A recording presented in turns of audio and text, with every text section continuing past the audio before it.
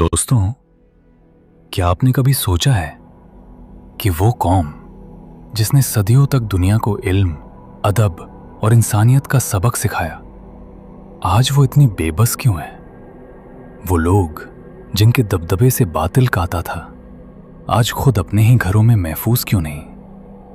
आईना उठाइए और देखिए, फलस्तीन से लेकर सीरिया तक और बर्मा से लेकर कश्मीर तक हर जगह मुसलमान का खून सस्ता क्यों है? क्या हमने कभी ठंडे दिमाग से सोचा कि 2 अरब की ये आबादी, 57 मुसलमान मुल्क और बेइंतहा मदानी रिसोर्सेज होने के बावजूद हम दुनिया की आंखों में आंखें डालकर बात क्यों नहीं कर सकते?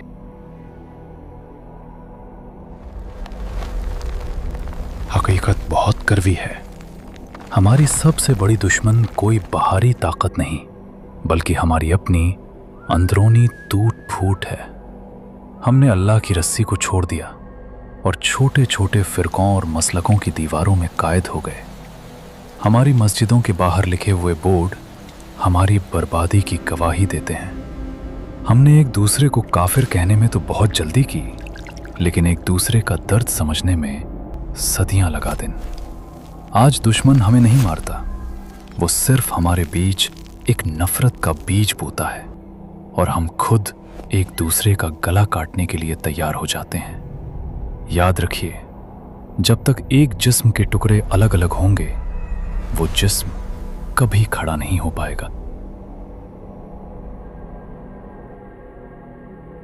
कुरान साफ कहता है, अल्लाह की रस्सी को मजबूती से थाम लो और तफरुके में मत बंधो।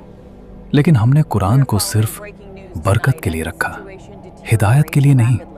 हमने रसूलुल्लाह सल्लल्लाहु अलैहि वसल्लम की उस हदीस को भुला दिया कि मुसलमान एक जिस्म की तरह हैं। अगर एक हिस्से में तकलीफ हो तो पूरा जिस्म बेचैन हो जाता है। आज हमारा एक भाई सिसक रहा है और दूसरा इसलिए खामोश है क्योंकि वो उसके फिरके का नहीं है। क्या यही वो उम्मत है जिसका ख्वाब हमारे असलफ ने देखा था?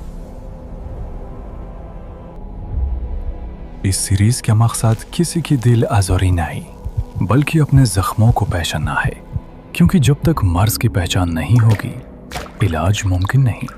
अगली वीडियो में हम बात करेंगे उस जहर की जिसने हमारी रागों में दुश्मनी भर दी है। मैं हूं आपका दोस्त और आप देख रहे हैं हुसैन डॉक्यूमेंट्री। अगर आपको लगता है कि अब वक्त आ गया है जागने का, तो इस सिलसिले का हिस्सा बने। मिलते हैं अगले एपिसोड में।